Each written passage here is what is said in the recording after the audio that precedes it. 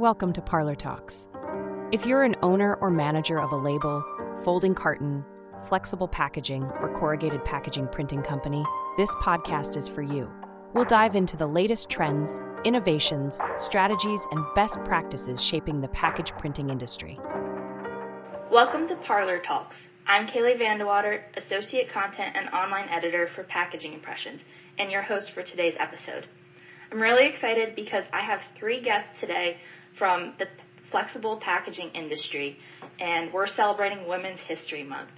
So today we have Kasie Fairbarn, Vice President of Sales at Windmuller and Holscher Corporation, Adrianne Tipton, Chief Innovation and Sustainability Officer at Novalex, and Dani Diehlmann, Vice President of Communications for the Flexible Packaging Association. So thank you all for joining me today. Really appreciate it. Thanks for having us.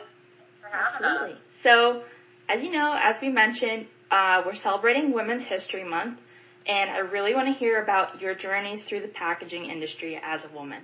But first, I want to know kind of what originally drew you to the packaging industry, and if you imagined your career turning out how it has. So, Dani, I want to start with you, actually. So if you could tell us a little bit how you got into the industry. Okay, so I actually got into the industry accidentally. As soon as I graduated college, was on the search for, a job. And so I took a job as the administrative assistant at the Flexible Packaging Association. And after that, I've worked my way up through the association, working in several different divisions and wearing several different hats over the years to where I am now. And then packaging, it's just consumed my world since then. Yeah. Awesome. Adrianne, how did you get into the industry? Oh, it's been an interesting path. So I'm actually a chemist by education. So after I finished my postdoc, I got a job in high tech. So I was working in Silicon Valley and then moved over to CPG, which, at Clorox, and did product development there. And then also had a technical project management role where I was working with the packaging team quite a bit, to triangulate between process, product, and packaging. And so got an introduction there, and then moved into consulting for CPG industries, where we interfaced a lot on the packaging front for them and driving their innovation platforms. And then decided to take a job that was more local to my family because my kids were young, in paper converting. And so that's how I got some of that experience. And so at that role, after decided to leave that company, that's when I met the folks at Novalex. Then it was Hylex, who just had purchased Duro. And so it was kind of a nice combination of all my histories, historical and education experience, plus my work experience to be able to use the engineering I learned, working for an OEM and high tech, and then the paper converting and just the packaging and general CPG. So it all kind of came together. But if you would have asked me, when I was in college, if this is what I'd be doing, I would be like, I don't even know what that is. So. No, that's awesome. Kasie, what about you? Yeah, so I love all these different stories. We all have such different stories. I went to school for packaging. So I went to college for packaging. I went to Rochester Institute of Technology, but I did go undecided into college. And I found packaging as one of the many majors at RIT, and it sounded interesting. It was a blend of engineering and marketing and business, and it was very practical. Everything comes in a package. So I spent 4 years at RIT learning packaging, and then after that went into a very traditional packaging engineer role at a CPG company. And now I'm on the machinery side of the business and flexible packaging, obviously. So to your question about did I see myself doing packaging? Yes. But did I see myself on the machinery side, so entrenched in flexible packaging and working on all the challenges that we have and all the opportunities? No way, Jose, would I ever have seen myself working for a German manufacturing equipment company. No. Yeah. Oh, I love that you all have like very different paths into the industry. I think that's very I feel like that's a common thing. Everyone kind of came in a different way. But was there ever a moment in your career where you realized that this is where you truly belong in the industry? I don't know, Kasie, if you want to start off with that. Yeah, I mean, I might flip that as like I've been in packaging my whole career. So ever since I graduated from college, I've always held a packaging job, I would say. There's never been a moment where I've been tempted to leave, actually. I feel like there's so many opportunities within that, packaging space. So whether you're working for a company, a brand, whether you're working for a supplier, whether you're working on the machinery aspect, whether you're working with rigids or flexibles or paper or plastic, it's a dynamic industry, and it's something that I know there's always opportunity within packaging itself. So I've never even ever thought about leaving packaging. Right. Dani, I'm curious to see what you have to say about this since you kind of jumped right in as well. Right. And so, like with Kasie, my whole career has been with the Flexible Packaging Association. This May marks my 25th anniversary with FPA. And one of the reasons why I've just stayed with the industry is I pretty much fell in love with it because before I started working here, I never even thought about packaging. Like I'd think about it, it's like, oh, it's a package. But now it pretty much consumes almost my everyday life. I've become such a packaging nerd. And like when I go out to grocery stores or like do a Target run or a Walmart run or whatever, my friends, like I have a time limit with them. They set a time limit and they're like, you've got this and that's it. Cause I'll just sit there and look at all the packaging and it's just such an innovative industry. And so not being involved like in the actual like working with a machinery manufacturer or with a converter and having like kind of an outsider view, just all the technology that is happening within the industry and all the challenges we face. And we've always been able to meet those challenges and rise to the occasion and solve them. So yeah, it's absolutely a place that I don't really want to leave. Yeah. Adrianne, what do you think?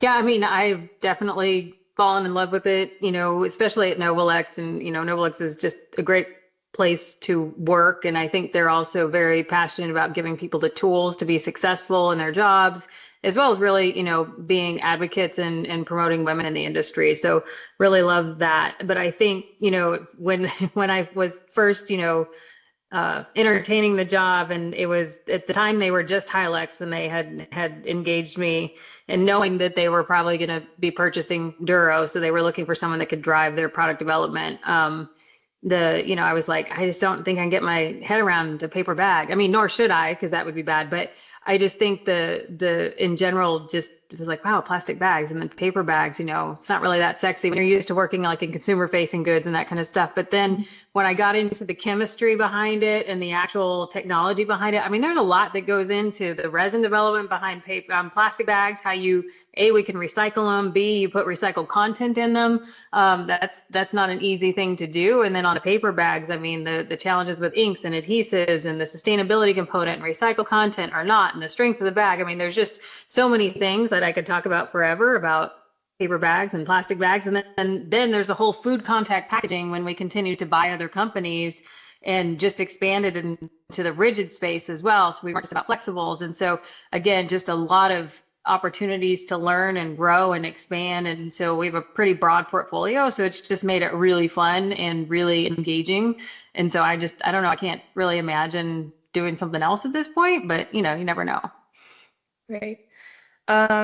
So my next question is about like mentorship. So obviously I feel like all of us have had someone in our careers who's truly championed us, especially when you're starting out.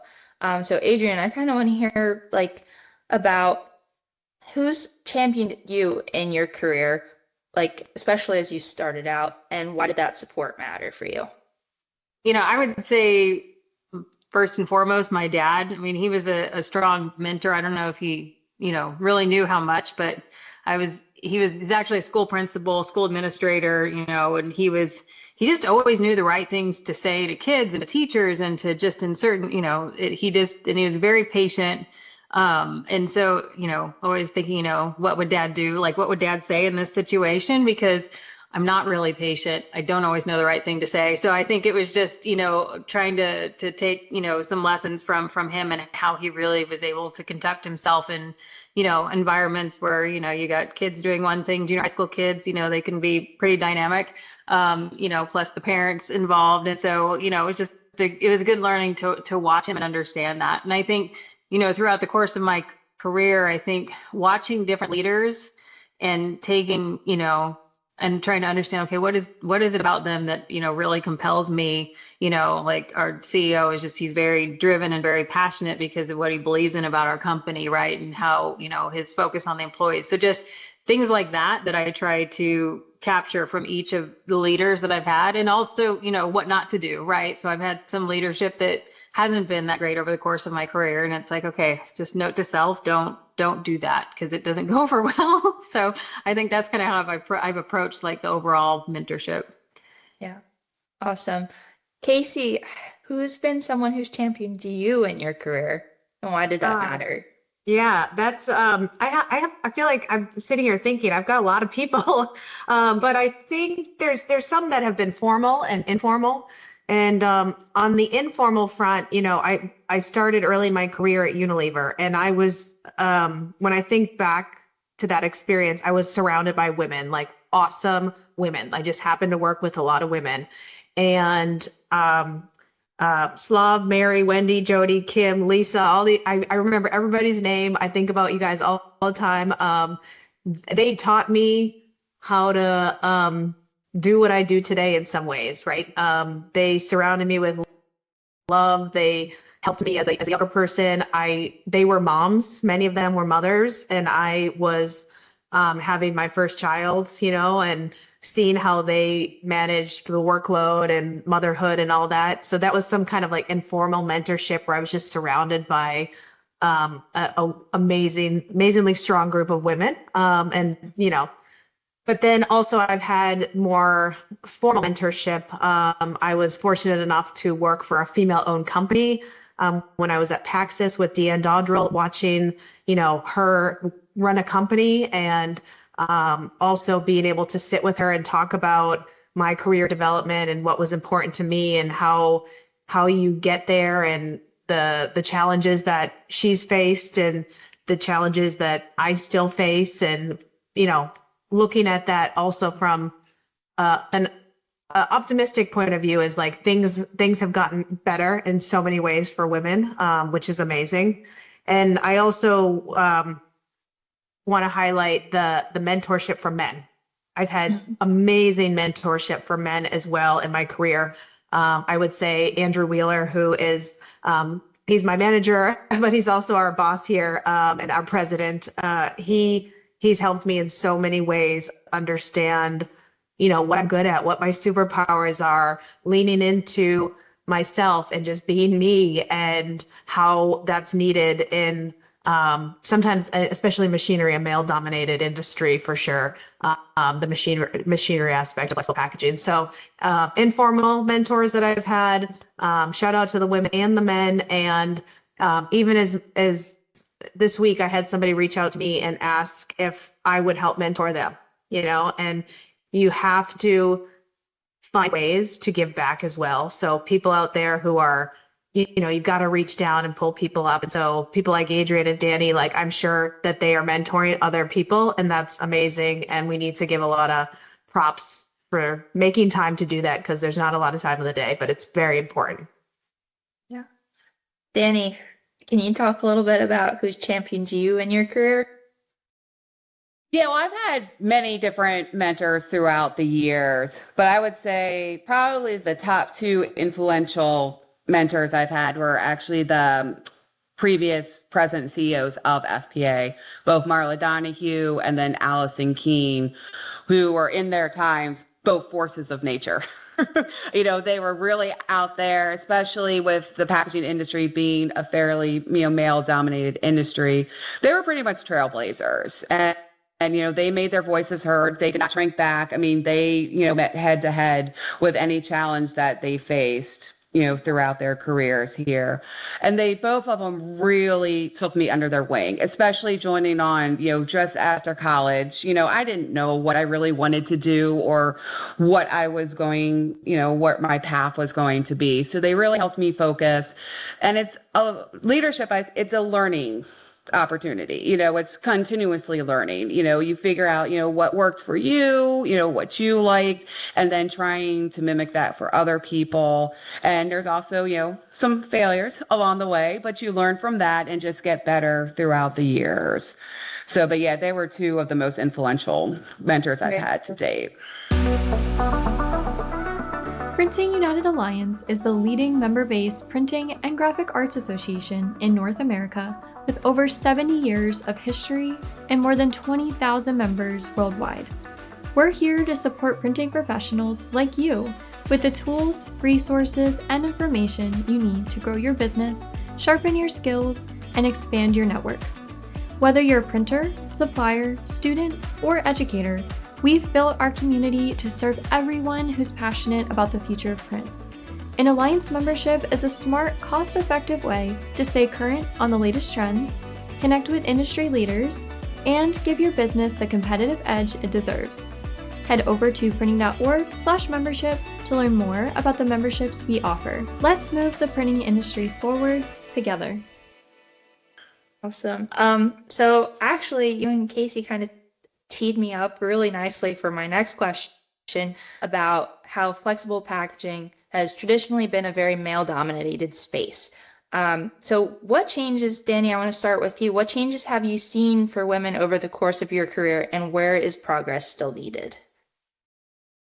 Well, there's been a lot of progress to date, because when I first joined, it was, especially at our annual meetings or any of our conferences, you might have found 2 or 3 women in the conference rooms, but now we have definitely increased that for sure. I guess I would say, I don't know, Adrianne, Kasie would go into our meetings. You would say maybe about a third of the attendees now are like women.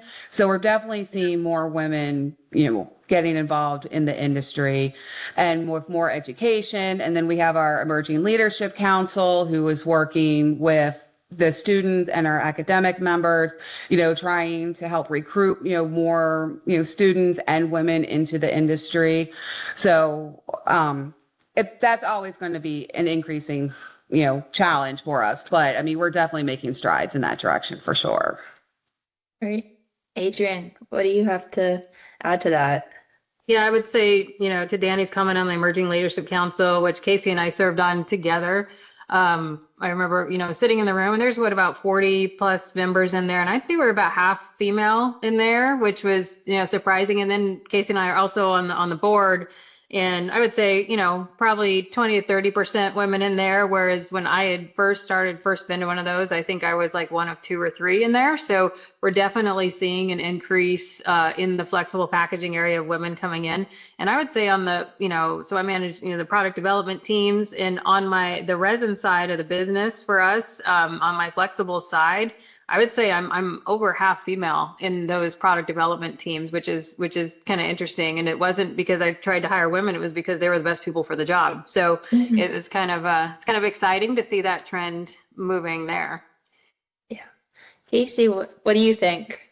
Yeah, I totally agree that it's so nice when Adrianne and I are at board meetings seeing more women. I mean, it's a really nice thing. It adds diversity of thought to the conversation, and it shows the progress from the Trailblazer days that Dani was talking about to 2026. It's amazing. I still think there are pockets where we need more women, as I highlighted before, but I'm confident we'll get there, and I'm confident that women more than ever are feeling kind of safe to explore these opportunities. I'll use myself as an example. Like, I'm in sales and I sell machines. That's typically not where you would find a woman, but my company has been so wonderful about embracing me and letting me have just as much of a chance as anybody else, right? So if he can do it, why can't she do it? And that's a really great feeling. And it feels safe to be in a non-traditional space when you have support. That's awesome. So kind of digging deeper into what things used to be like, I wanted to hear, maybe Adrianne, we can start with you. What's a challenge you faced that women entering the industry today might not fully realize used to be like a normal thing?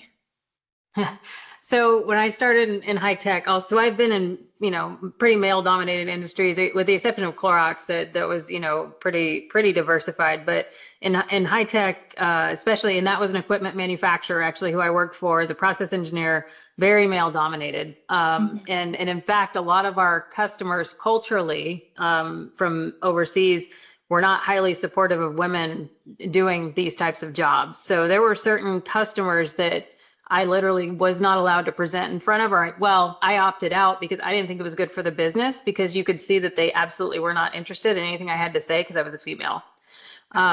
And so I was kind of taken aback because it never dawned on me that was going to be something I'd face. The other funny thing about that industry is I might have been the first, I had my first child while I worked there, and they didn't know what to do with me. HR did not know what to do with me. Even a female HR rep did not know what to do with me in terms of my maternity leave and what my benefits were. And I actually worked 2 weeks past my due date, which is illegal in the state of California. They also didn't, they said, oh, you might not have a job, since you're going to be out on leave. So just things that you're really not supposed to say, and things that were, probably not compliant, but they didn't know because they'd never had a female that, that worked there that actually was, going to have a kid. So it was just a different time. I mean, again, now, my daughter's 24. So, but again, I can't even imagine any of those things ever happening in this day and age or in this industry. Mm-hmm. Dani, is there anything that you kind of experienced when you started out that is not the norm anymore? Well, I would say, like, working as on the association side, not really. I mean, there's always different shades. I think some of it too is just getting a foot in the door and making yourself known, because I don't have the technical background, but I'm very curious and I like to do research, and I will find out about things. And it's like getting the opportunity first, being able to get your foot in the door and being able to showcase what you're doing. I know, especially, when I was first starting out, I had a lot of problems with that. But, once, someone took a chance on me and, let me in, then I was, I could shine, shine and progress. Oh, that's awesome. Kasie, how about you? What kind of experiences did you have that are not the normal thing right now? Yeah, I've had it's some funny things too. Like I remember somebody I worked for was at a customer, and they were doing a Teams call with me. I wasn't present. They were together and they were calling me. And when I joined the call, the customer said, "I think we have the wrong number. There's a woman here." Wow. And my employee was like, "That's my boss." So it just shows you, like, the person calling did not expect a woman to answer the phone, or to answer the call. So, it's like no harm, no foul, but these things still make me giggle. And, I think there's a lot of times where, also in the past, like, I know women really had, like, it's the truth. We had to overthink everything, right? We had to, you go to a meeting, you talk just as much as you should. You don't talk too much. You sit at the table, but you don't sit at the table. It's like everything had to be, is there even a bathroom in this location, in this manufacturing plant for me? Like, what do I wear? Like, every single thing had to be overthought. And we're at a point where I think, at least I feel, I don't know if you guys agree, but I don't have to do as much of that anymore. Maybe still a little bit, but I can just be me, wear what I want, go to the meeting, not have to worry about the bathroom, like those sort of things. So I've definitely seen changes over over the course of my career in a positive direction. Awesome. So Kasie, I actually want to ask you this next question. How do you think women leaders have helped reshape the culture of flexible packaging over the course of your career? Well, I think that female leaders have reshaped flexible packaging in a way that we've all kind of alluded to during this. There's challenges. Like we have challenges, sustainability challenges, manufacturing challenges, economic challenges. And I think having female leadership has brought creativity to the table. In these situations, you have to think outside the box. You also have to pull in some of the brightest minds out there to, come with you on this challenge. Like, hey, let's solve these problems together. And I think female leadership in the flexible packaging industry, women, at high ranking positions within these companies have been the ones to be on the forefront of that creativity and that out of the box thinking, and also to basically create an army of people to support them in these challenges. I really look up to the companies that have done that, and a lot of them have female leaderships. Yeah. Adrianne, what do you think? Well, I think, Dani mentioned Allison Keene, who I think has definitely been a trailblazer. I mean, she's just an impressive person, and just interacts well with, all different, factions, whether it's, lobbying or whether it's, within the industry or whether it's, running the board meetings that she used to, it was all of it. Right. So I think she was a really good example. And then Kathy Ballhaus is another one, what she's done with Charter Next Gen and just that company in general, and just seeing that company be successful under the female leadership. And she and I've had some conversations just in general about, that, the opportunity there, and just the how she really had to, kind of be front and center and really state her mind. And I think she did it with just a nice elegance, and just the way she went about it was very, very good. So I think there's just been some good examples in the industry, and then people just have kind of followed along. And then just, with my own journey, just having a CEO who is very supportive of having female leadership, and also just, just treating me as equal. And he's always said, listen, I want to hire the right person for the job, which I think is a great mantra, because I think when you try to skew to any direction or any demographic, you don't get the I guess, diversity of thought, as Kasie was kind of talking about. And so I love the fact when people say, listen, we just want to hire the best person to the job. And when you look at, as we've taken that approach, our demographic is actually becoming a lot more equitable, at least within Novolex, in terms of the leadership and how many female leaders we have. So it's been, a nice progress, and definitely different from like the start of my career when it was, just a very, very different environment. Right. Dani, I want to hear your perspective on this. What do you think? Yeah, well, it's a huge positive for the industry, that's for sure. Because especially back in the days, you had very few women CEOs running companies, but there have been great examples, like Kasie said, Deanne Dodrill, and then with Kathy Ballhaus. I mean, they've really helped, trailblaze the way to make it easier for future women leaders to step up into their role, because they have been so supportive of the industry and forming support groups and fostering and mentoring the future women leaders of the industry. So there have been some great examples, and now as we're seeing more and more women leaders, it's just so great for the industry and for helping fostering, is what both Kasie and Adrianne said, with the creativity, because, women think differently, they come from a different perspective. And it really just helps create the innovation and drive the innovation in the industry. No, that's a great point. So I want to hear, so I feel like when you get further along in your career, you look back and you're like, man, I wish I knew that before. So my next question is about, what advice do you wish someone had given you earlier in your career? So Dani, can we start with you?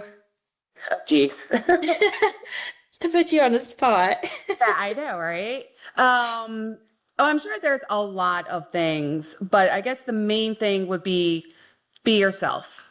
Because before you're always, kind of like what Kasie said, like you kind of had to be careful, like know your role, stay your place. You couldn't, kind of fit in, but you don't want to do that. Don't fit in. Be yourself and just make your way for yourself. Be outspoken. Don't just sit there, be a participant. Don't conform to anyone else's norms. Be true to yourself, and then you'll succeed. Yeah. Adrianne, what do you think?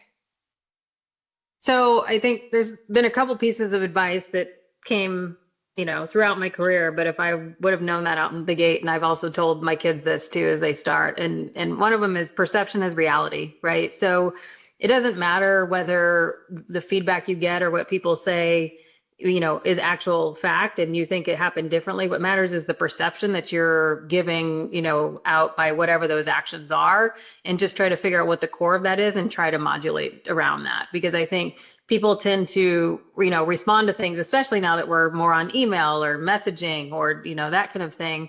It's easy to take things in the wrong light or whatever. And so when people talk about perceptions or I perceived you as being this way, you can say, oh, actually my intent was more this. And then I think the other thing is just feedback is a gift, right? So again, sort of tied to that, but, take it for what it is and try to improve with a foot forward, try not to dwell on it. And I'm a little bit of a dweller in that aspect, or I always look at the negative feedback before the positive feedback, to say, okay, where can I improve? I don't care what I do well. I just want to care where my opportunities are. And I think that's, you have to really think about it.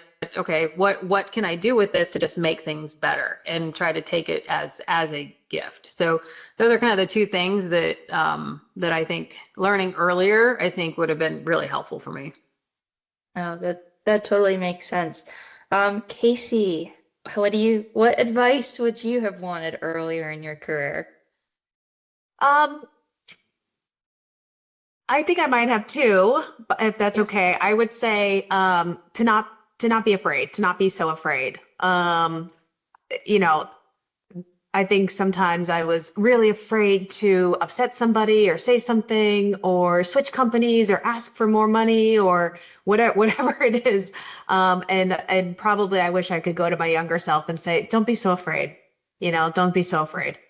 But the other thing is really the advice of trying to understand what your values are and what your North Star is, and then working to match that to a company and a role that fits you. I think sometimes people are mismatched in what they are true, like what's true to them. And they don't do their best work. They don't love the company. They go to work every day and are probably a little miserable. And, checking in with yourself and making sure that as you evolve in your career, that those things are still true. I think, I wish somebody had told me that's a good process to have. It's just a little check-in and make sure you're being true to yourself and whatever you're doing. Right. So my next question is kind of about like raising the next generation of packaging professionals, I guess. So I want to know, what's one skill you think young professionals in the industry should be prioritizing right now? Adrianne, let's start with you. I would say the willingness to just try anything that's handed to them, and just in general showing your work ethic, right? So I think those are kind of the things where, I've got some new people came in, some that were interns, some that, we hired, early in their career, and where they really stood out is the fact it didn't matter what you threw at them, even if it wasn't in their job description, they were willing to take it on and they would freaking nail it. Like, it was crazy. It was great. And that's that type of ambition and that desire to learn more or learn new processes or work outside of, the box. I think it was always impressive and something that made people stand out. And then I think, again, the work ethic, and I'm not saying, working 80 hours a week. I'm just saying, the willingness to show up, the willingness to be engaged, the willingness to just, go after things and volunteer for things, just to take new things on. I think that also stands out now as I hire people, or the folks that I've seen have been successful coming up through the ranks. Mm-hmm. Kasie, what's one skill you would recommend? For me, it's communication. It's hands down communication. The ability to take a complicated subject and make it clear, the ability to hold a conversation with somebody. We actually have a candidate in the office right now is interviewing, and he's going through the gauntlet of interviews right now as we speak. And he's a great candidate because he can communicate. Like he can talk, and he knows when to ask me questions about myself and not just talk at me for 10 minutes. So I see so many issues around communication still. And I think if we all, read more communication books, took more communication courses, talked about, lost in translation issues, I think we'd have a better product. So I say communication. Yeah. Dani, what's one skill you think people should be prioritizing? To take, take the initiative, because I'm just kind of piggybacking both off of Adrianne and Kasie, because those are two incredibly important things, because we are also in the hiring process as well. And those are like two of the top skills that I am looking at, because it's important to go on, be willing to take on, different responsibilities, but also take the initiative to find something else that interests you within that area and work on it. And then you also have to clearly communicate, especially in this day and age, when everyone seems to be, wearing multiple hats.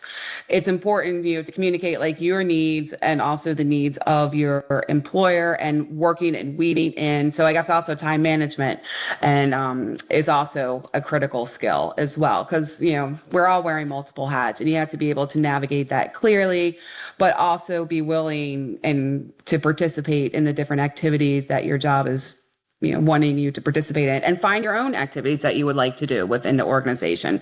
So you may be working in one particular area, but, somebody mentioned something else and be like, oh, well, maybe I'd like to try and get involved with that, and just be curious. Yeah. Awesome. I really like those skills that you guys highlighted. I think they're super important for being successful in the industry. So my next question is kind of like forward looking. I think Kasie, I want to start with you on this one. What excites you most about the future of packaging?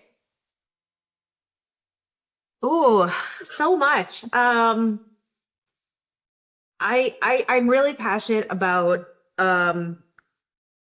the people coming into the packaging industry. I feel like I'm seeing a great influx of people, whether they're coming from other industries or they're coming out of school. And I think that these people are amazing. Like, they're incredible, and they're only going to help our industry. So looking forward, I'm excited to welcome these people and to make it a welcoming environment.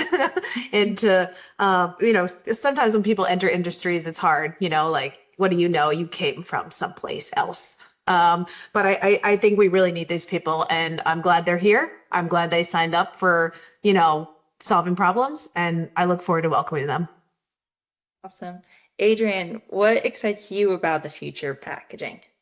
Well, I was going to say solving problems. So I guess between Kasie and I, we'll get it covered. But I think there's just so many challenges the industry has, but then so many opportunities, right? Around, the EPR legislation, or, just different legislation in general, different bans, or, PCR content ads, which is, all good stuff. And I think really the goal is to do this for the greater good of the earth, and, having better circularity of products and all of that stuff, right? So I think being able to solve those challenges for the industry is just very exciting. And I think with the new technologies that are coming out, and I'm in the very fortunate position that's, hence what I do, right? I'm focusing on sustainability and innovation for the company. And I've got a great team of folks, behind me, helping make that happen. So I think that's what I'm excited about. Yeah. Dani, what about you? What makes you excited about the future of packaging? I touched on this earlier, but the industry just fascinates me. So as most of you are aware, that I run our annual Achievement Awards competition. And that is like one of my most favorite times of year, because it's when our members submit all their latest and greatest and innovative products. And just the technology that I have seen over, my 25 plus years of running that competition. It's incredible, the amount of technology and innovation that has been going on, and just seeing all the different trends that have happened, especially the increase in sustainability trends with the incorporation of PCR and PIR content into packaging. And then even now with PCR incorporation of food contact packaging, and it's just, the industry is just going to continue to grow and be more innovative and more creative. And I don't think that there's any challenge facing us that we can't overcome in the industry. I think that was a great note to end off on, because that's about all the time we have today. So Dani, Adrianne, Kasie, thank you so much for taking the time to chat with me about your experiences as women in the flexible packaging industry. I'm looking forward to chatting with you again sometime soon. Thank you.